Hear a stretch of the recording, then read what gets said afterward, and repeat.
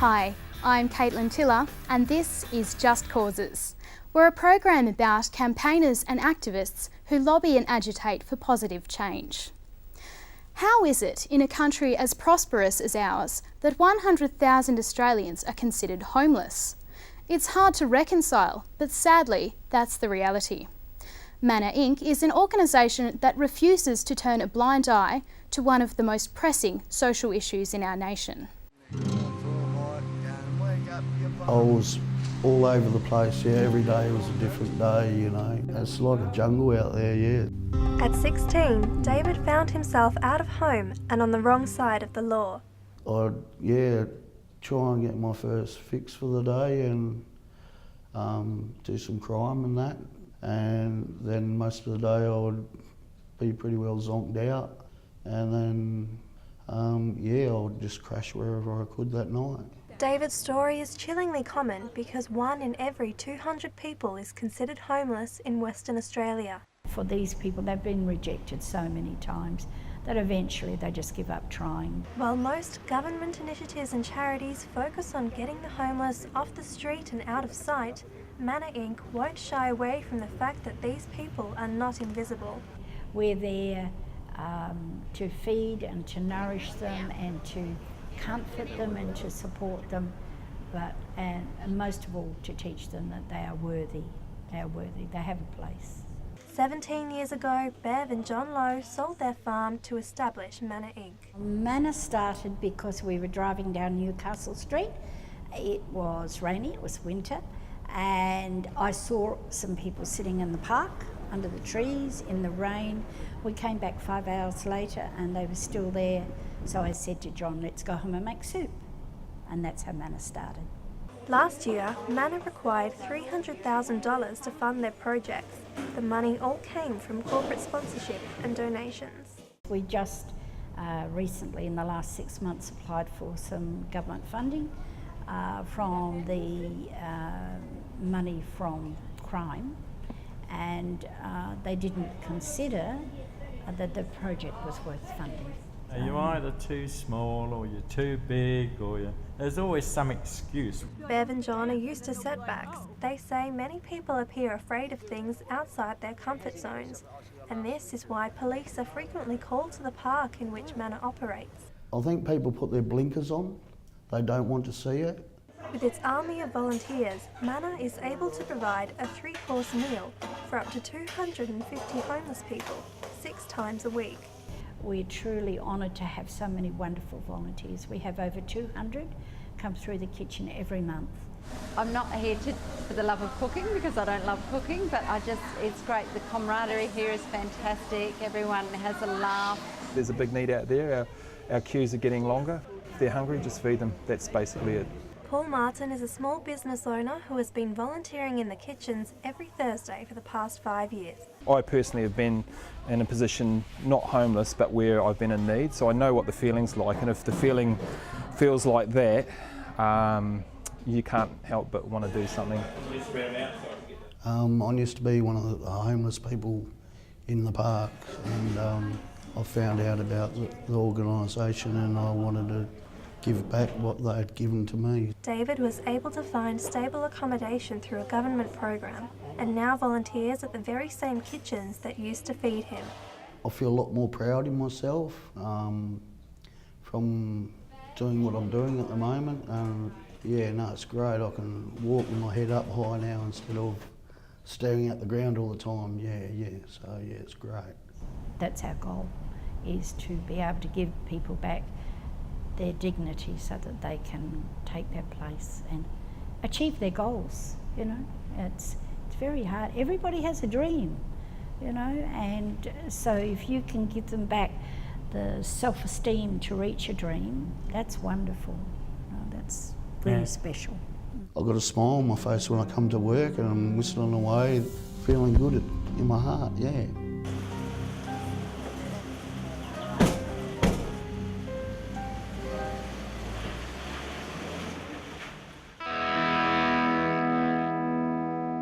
With us to talk more about this issue are Lynette Snyder from Manna Inc. and Sue Ash, CEO of Uniting Care West. Thank you for joining us. You're welcome. First of all, Sue, we often hear that there is a homeless problem in Australia. What actually is the problem? The problem fundamentally is that we've got an increasing number of people who just can't afford stable and affordable housing, and that means that their only choices are to move around or to actually live on the streets. Why is this problem so pervasive? Why is it so hard to do something about it? I think just economics in general makes it hard, and the last budget that came down has really hammered some of the small the homes where the wage is minimal.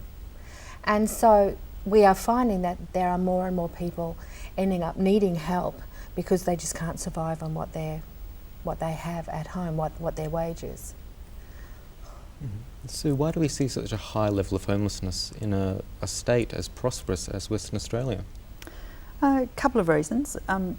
We are finding that about 60% of the population have benefited economically and socially from the boom, but about 40% aren't. Some of those people are struggling because they just can't afford rent, but there's another group of people who have quite complex issues going on in their lives. They may have health issues, or they may have employment issues, or for some of them it's a combination of health, disability and other issues, and that makes it increasingly difficult for them to earn an affordable wage, and therefore they are struggling to actually keep stable accommodation. Mm-hmm. Now, Uniting Care West is involved in the Street to Home project. How is that program different from traditional emergency accommodation services? A few years ago, a number of the agencies that worked with people who were homeless, particularly people who are on the street, came together, and they determined that they could probably get better outcomes for people by actually working together. The purpose of Street to Home was to do what its name says, to actually work with people who are on the streets, take the services to them with the intention of getting them to a point where each individual person is ready to actually be housed. Mm-hmm. Now, Lynette, last year Manor spent over $300,000 on what could be seen as short-term relief measures. Could not that money be better spent in long-term preventative?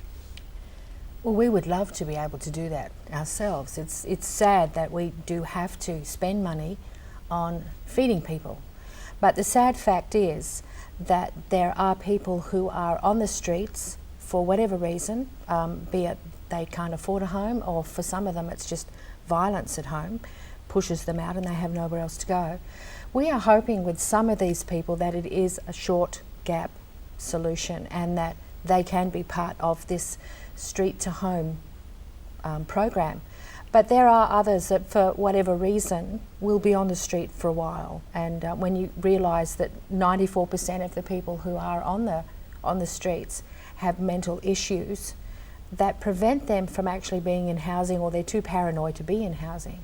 We have a situation where feeding them is a long-term possibility.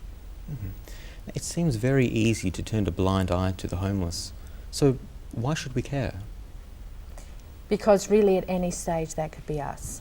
They say there's a 6-week gap between a high-end CEO and a person sleeping rough on the streets. That's all it takes for everything to go wrong.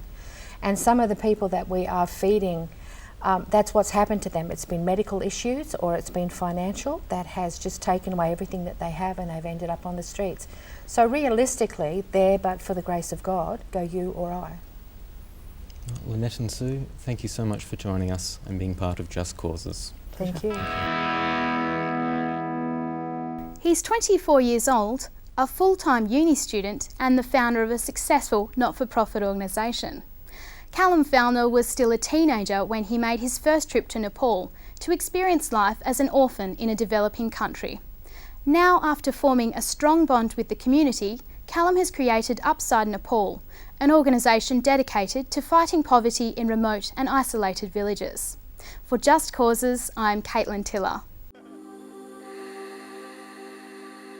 I would definitely use the word inspirational when I'm referring to Callum. When Callum has an idea, he doesn't really see anything in his way. He just sees how he can achieve that or create that thing. Hi, I'm Cal Fowner. I'm 24 and I'm the founder of a not-for-profit called Upside. When I was 19, I went up to stay in an orphanage in Kathmandu and just had an awesome time and really had a great connection with the kids there. It gave me a real feeling of being able to actually do something. I just got hooked straight away, really.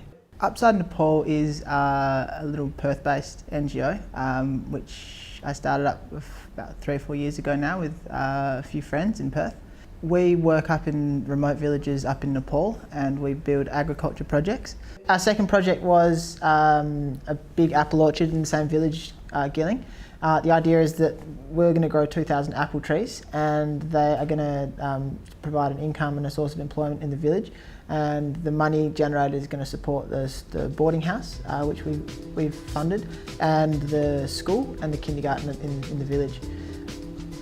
For me, Upside is unique for a couple of reasons. Having a small size means that we can be really in touch with the needs of our village, and we can know the vast majority of people in the village on a first name basis, and that's something that's, I think, fairly rare. What is your name? Chunjun. My name's Freya and I met Callum in January 2011, and I went to Nepal with him early in the middle of that year. I guess I didn't quite appreciate how Callum had made a connection with these communities until I got to Nepal. Well, I'm Bari, Callum's sister. Everything he does with the best of intentions, and it's just incredible the impact that an individual can have, like Callum, when they really put your mind to it. It's so inspirational. It's so hard to put in words. To be honest, I feel a bit bad when I get asked and congratulated and that sort of thing, because absolutely nothing could happen without this awesome team of people who are so dedicated to what we're doing and why we're doing it. We have volunteers that put lots and lots and lots of hours in, and so we need to look at how we can support them. We've just got this office which we're sitting in now, and it's in its infancy. We literally just moved in the last couple of days, so we're kind of sitting around on milk crates and this tables stacked up on milk crates and that sort of thing. What were you going to put on there originally? My parents raised us to respect people. I think that was one big thing, and we really, although we were pretty privileged, we really appreciated things we were given. Like, I was a pretty normal kid, just loved playing rugby and surfing and hanging out with mates and played the drums and just have my hobbies. I had a pretty privileged upbringing and pretty regular kid. When I was in year 10, my mum passed away. That left me with a bit of a sense of sort of responsibility to go and see what it would be like to be an orphan kid in a developing country and not be as well looked after as I was. Mum passing away, I think, gave us all a new appreciation of living in the present, making the most of the present, being the best we can be all the time. That's still with me today, these sort of moral, not that I do it for mum anymore, but it's just this the idea that there's a set of morals that you live by because you choose to, rather than because it's sort of enforced upon you. Callum is an extremely selfless person. He's so positive and he has such an optimistic approach to life. He's grasping life and giving everybody everything he has. It's incredible. I couldn't ask anything more for my own life, to have such a role model as my own brother.